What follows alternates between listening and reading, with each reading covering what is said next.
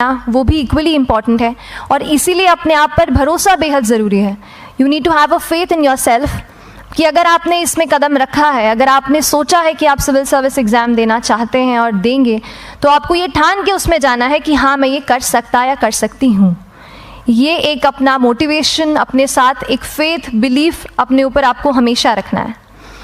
Coming to preparation की कैसे तैयारी करनी है, बहुत सारी बातें आप सुन चुके हैं कि आंसर राइटिंग में कैसे करना होता है, आंसर राइटिंग का स्ट्रक्चर कैसा होना चाहिए।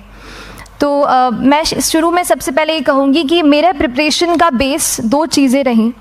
पहला था करंट अफेयर्स। करंट अफेयर्स इसलिए मैंने उसी से शुरुआत की क्योंकि करंट अफेयर्स सबसे इंटरेस्टिंग पार्ट होता है। कई बार आपको हिस्ट्री कभी बोरिंग लगेगी, कई बार आपको लगेगा ज्योग्राफी इतना, कभी हर किसी के अपने अपने फेवरेट्स होते हैं। तो मुझे वो दो सब्जेक्ट्स लगते थे कि यार इतना मन नहीं करता है, लेकिन न्यूज़पेपर्स और करंट अफेयर्स में जो भी नया चल रहा है वो मुझे हमेशा इंटरेस्टिंग लगता था। इंटरनेशनल रिलेशंस में क्या हो रहा है, क्या सोशल रियलिटीज़ हैं, कहाँ क्या हुआ, उसका क्या इम्पैक्ट पड़ेगा एडमिनिस्ट्रेशन पे और हमारी कंट्री पे, तो उसको आप अपना एक बेस बना सकते हो। आप करंट अफेयर्स बेस प्रिपरेशन कर सकते हैं, इसलिए भी क्योंकि अगर आप मेंस एग्ज़ाम देखेंगे तो काफ़ी डायनामिज्म आ गया है, केवल प्रीलिम्स में नहीं बल्कि जनरल स्टडीज़ पेपर 2, पेपर 3 में भी आप देखेंगे कई सारे ऐसे सवाल हैं जो करंट इवेंट्स से इंस्पायर्ड होते हैं, उन पे बेस्ड रहते हैं।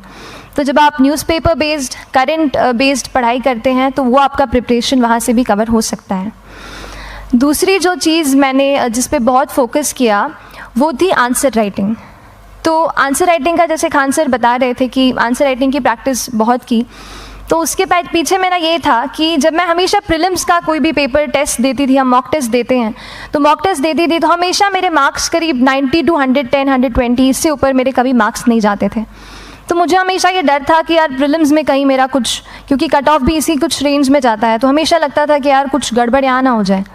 लेकिन जब मैंने आंसर राइटिंग की और मेंस एग्ज़ाम के बारे में जाना, तब मुझे लगा कि आंसर राइटिंग एक ऐसी चीज़ है, मेंस एक ऐसा फेज़ है सिविल सर्विस एग्ज़ाम का जहाँ पे आप अच्छे से तैयारी कर सकते हैं। And if you have written the answers, if you know कि you have covered the points well, if you have included उसमें कुछ आपने facts, international reports, government schemes, आपने कुछ ऐसे उसमें सॉल्व भी डाला है, तो जो रिज़ल्ट आएगा वो सेटिस्फैक्ट्री ही आएगा, अच्छा ही आएगा। तो मेंस एक ऐसा पार्ट है जिस पे आप काफ़ी बैंक ऑन कर सकते हो।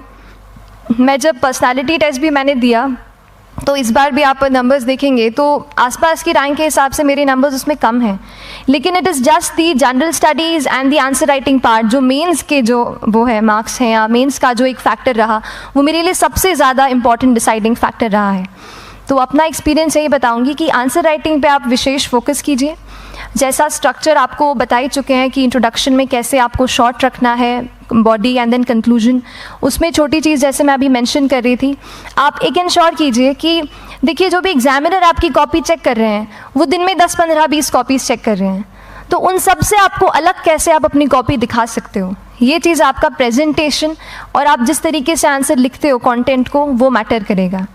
आप इंश्योर कर सकते हैं कि आपके आंसर में कुछ फैक्ट्स, गवर्नमेंट की स्कीम्स, कुछ कमिटीज़ बैठती हैं, जैसे एक प्रिवेसी पे जस्टिस BN श्रीकृष्णा कमेटी की रिपोर्ट आई है, तो आप मान लीजिए आपको कोई प्रिवेसी पे सवाल आ गया तो आपने उन कमेटी का नाम कोट कर दिया। ऐसे बहुत सारी कमिटीज़ होती हैं।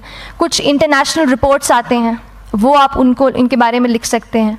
इंडिया का मैप आप बना सकते हैं। मैंने सीख लिया था कि 10-15 सेकेंड्स में कैसे जल्दी से मैप बनाना है और उस पर कैसे पॉइंट कुछ करना है, कुछ लोकेट करना है। तो ये कुछ ऐसी चीज़ें हैं जो आपके आंसर्स को एनरिच करेंगी और प्रेजेंटेबल बनाएंगी। तो इस तरीके से आंसर्स पे जैसे हम क्लास करते हैं, लेकिन उसके साथ साथ आपको ये कोशिश करनी है कि 1 से 2 आंसर पर डे आपको ज़रूर लिखने ही लिखने हैं, apart from the test series that you are doing. Answer writing से 2-3 चीज़ें होती हैं, ना केवल हमारी एक लिखने का हमें समझ आता है हम क्या लिखते हैं कैसा है, पर हमारा कॉम्प्रिहेंशन भी इम्प्रूव होता है। हमें कितना समझ में आया वो भी हमें खुद समझ आता है जब हम आंसर्स लिखते हैं। और इसीलिए आंसर राइटिंग पे आप फोकस कीजिए, 1 से 2 आंसर्स ज़रूर लिखिए। और आंसर राइटिंग के बाद the third pillar of my preparation जो काफ़ी इंपॉर्टेंट जिसने रोल प्ले किया, that was tests and test series and mocks. देखिए हम पढ़ रहे हैं यहाँ पर, I will also come to the point कि हम कैसे दिल्ली, भोपाल और इंदौर में प्रिपेयर करके बिना दिल्ली जाए हम कैसे कर सकते हैं, I will come to that point. पर उसके पहले टेस्ट की थोड़ी बात कर लेती हूँ कि टेस्ट देना क्यों ज़रूरी है। हम ये जो एग्ज़ाम दे रहे हैं सिविल सर्विस की, ये एक ऑल इंडिया लेवल एग्ज़ाम है and this cut throat competition.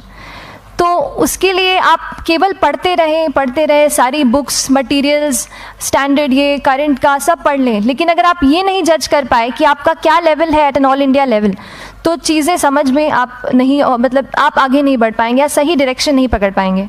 तो इसलिए आप टेस्ट से घबराइए मत। कई बार टेस्ट का इनर्शिया होता है, ऐसे लगता है कि जब तक पूरा सिलेबस कंप्लीट नहीं कर लूँ तब तक टेस्ट नहीं दूंगा, लेकिन सच में बात ये होती है कि जब तक हम जीएस के मतलब पेपर देने अंदर भी घुसते हैं ना, तब भी उस सेकंड पे लग रहा होता है कि कुछ छूट गया है हमारा।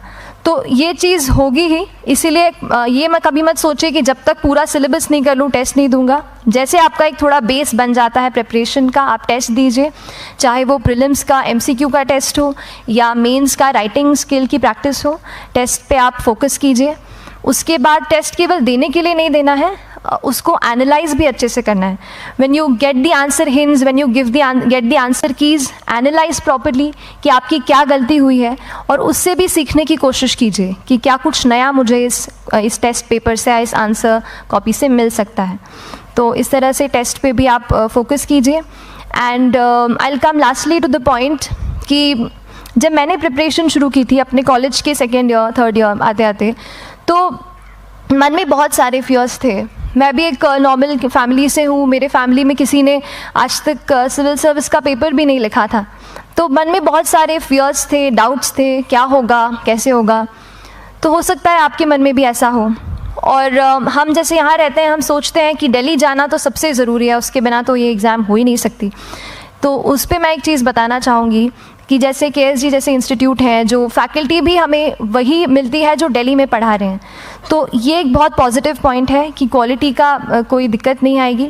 बस एक चीज़ है, आप ज्वाइन करते हैं class, that will only provide you a direction. वो आपका रास्ता दिखा सकते हैं आपको कि इस रास्ते पर आपको चलना है, लेकिन चलना उस रास्ते पे आप